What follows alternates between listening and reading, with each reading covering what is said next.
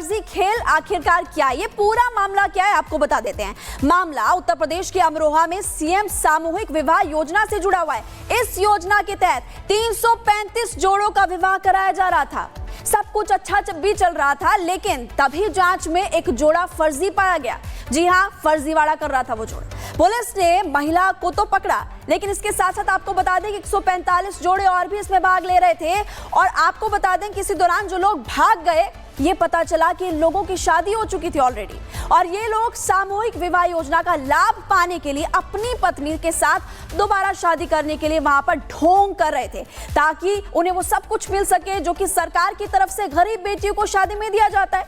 जो महिला पकड़ी गई है उसके बारे में ये पता चला है कि उसकी शादी, उसका निकाह तो साल 2022 में ही हो चुका था। अब पूरा मामला क्या है, पूरी खबर क्या है, इस रिपोर्ट को आप देख लीजिए।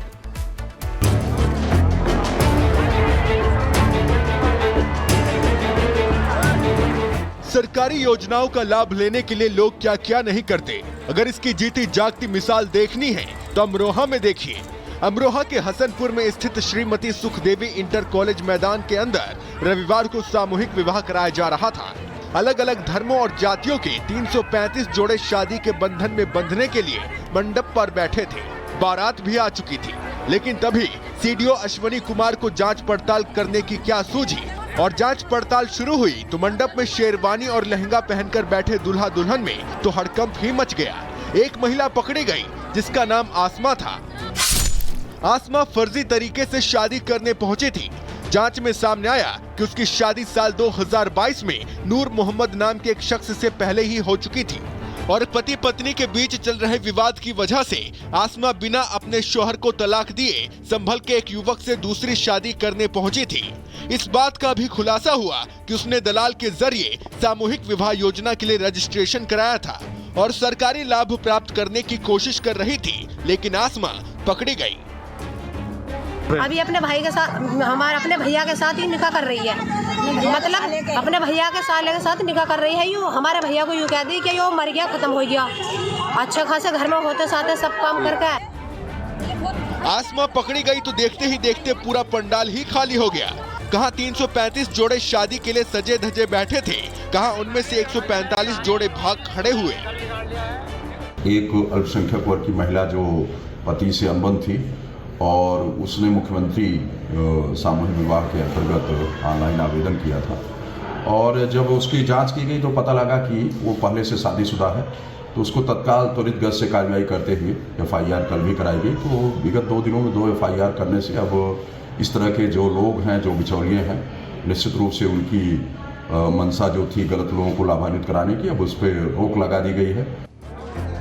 145 जोड़ों के भागने के बाद जो 190 जोड़े बचे उनकी शादी तो करा दी गई है, लेकिन सामूहिक विवाह योजना में सामने आए इस फर्जीवाड़े ने अधिकारियों के भी होश उड़ा दिए हैं। हालांकि इतना बड़ा फर्जीवाड़ा सामने आने के बाद अधिकारी अब शादी समारोह से भागने वाले 145 जोड़ों की जांच करा रहे हैं। Bureau report, Republic Bharat. फर्जी खेल की कहानी तो आपने देख ली, लेकिन अब आपको जानकारी देते हैं कि लैंड जिहाद का आखिरकार प्लान 4 क्या है, कैसे 4 चरणों में सरकारी जमीन को हड़पा जा रहा था, वो आपको बताते हैं। पूरे कब्रिस्तान का अकेला मुतवल्ली हूँ, अकेला मुतवल्ली, मुझे कोई जवाबदेही नहीं है, मैं कोई जवाब नहीं दूंगा।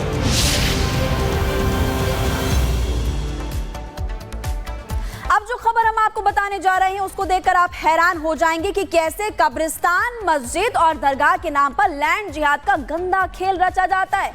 उत्तर प्रदेश के अंबेडकर नगर से खबर है और यहाँ पर गौश अशरफ नाम के एक शख्स का ऐसा ही वीडियो सामने आया है, जिसमें वो सरकारी जमीन कब्जाने के 4 चरण बता रहा है। गौश अशरफ बता रहा है कि कैसे वो सरकारी जमीन कब्जाने के लिए 4 रास्ते अपनाता है। देखिए आप।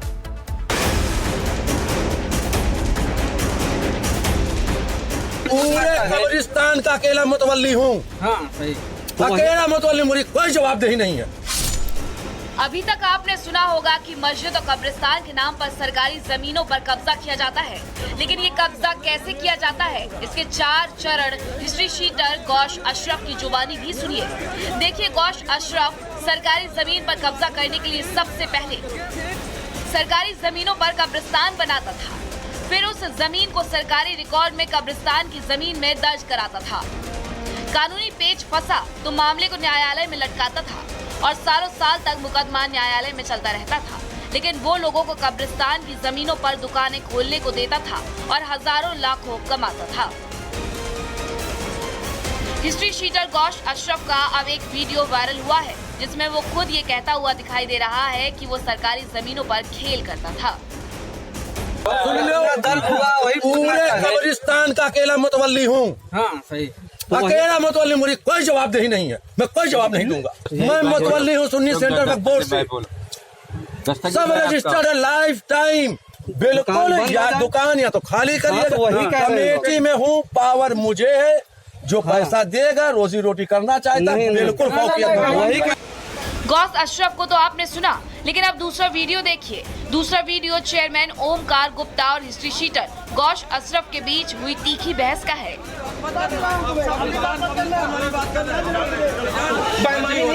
कब्रिस्तान की कमाई खाने नहीं आए, तो जाके कहिएगा कब्रिस्तान की बात हुकूमत कीजिएगा। देखिए, जब बीजेपी के चेयरमैन ओमकार गुप्ता ने हिस्ट्री शीटर गौश अशरफ पर सरकारी जमीनों पर कब्जा करने का आरोप लगाया तो भू mafia Gosse Ashraf BJP chairman को ही गाली गलौज देने पर उतारू हो गया। कब्रिस्तान की कमाई खाने नहीं आए, तो जाके कहिएगा कब्रिस्तान की बात हुकूमत कीजिएगा। बता दें कि गौश अशरफ आज का भूमाफिया नहीं है। बताया जा रहा है कि ये पूर्व चेयरमैन का पति है और इसका राजनीतिक रसूख है, जिसके दम पर ये सरकारी जमीनों पर कब्जे का खेल करता आया है। लेकिन अब मामला सामने आया है तो एक्शन की तलवार भी लटकने लगी है। Bureau report, Republic Bharat.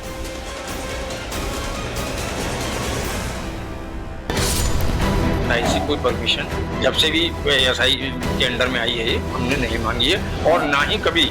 सैकड़ों सालों से होती चली आ रही है पुताई, सफाई, रंगाई, लेकिन कभी भी एएसआई ने इस पर कोई एतराज हमसे जाहिर नहीं किया है।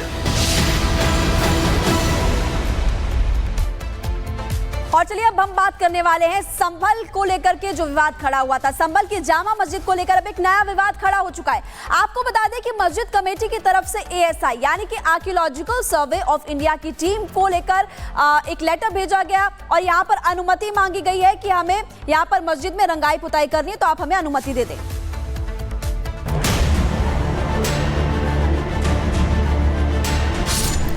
संभल की शाही जामा मस्जिद में हरिहर मंदिर के दावे को लेकर बवाल मचा है। तो इसी बीच अब संभल शाही जामा मस्जिद कमेटी ने एएसआई को पत्र लिखा है और भारतीय पुरातत्व विभाग से शाही जामा मस्जिद की रंगाई पुताई की अनुमति मांगी है।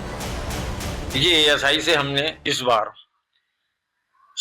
शाही जामा मस्जिद संभल की साफ सफाई, पुताई, रंगाई और सजावट के लिए इजाजत मांगी है, परमिशन मांगी है, क्योंकि ये तो सैकड़ों सालों से एक ट्रेडिशन है, एक कस्टम चली आ रही है कि कभी भी इसमें जो है एएसआई से कोई परमिशन जब से भी एएसआई के अंडर में आई है ये हमने नहीं मांगी है। लेकिन इस बार भी हम सिर्फ शहर में शांति और अमन बरकरार रहे, इस वजह से हमने परमिशन लेना बहुत ज्यादा मुनासिब समझा। शाही जामा मस्जिद ने दलील दी है कि रमजान के महीने में हर साल शाही जामा मस्जिद में रंग रोगन किया जाता रहा है, तो इस बार फिर इसमें रंग रोगन कराना है। लेकिन अभी तक एएसआई ने ना तो जामा मस्जिद कमेटी को रंग रोगन कराने की इजाजत दी है और ना ही अभी तक उन्हें मना किया है। अब इसको लेकर विवाद खड़ा हो गया है। कुछ लोग आरोप लगा रहे हैं कि एएसआई दबाव में काम कर रहा है। हालांकि इस मामले में डीएम राजेंद्र पेंसिया का कहना है कि जामा मस्जिद एएसआई संरक्षित इमारत है और यहाँ रंगाई पुताई होगी कि नहीं, ये तो एएसआई ही बताएगी। आवेदन हमारे एसडीएम साहब के यहाँ प्राप्त हुआ है जिसमें रंगाई पुताई की अनुमति मांगी गई है। वो हमने एज इट इज एएसआई को भेज दिया है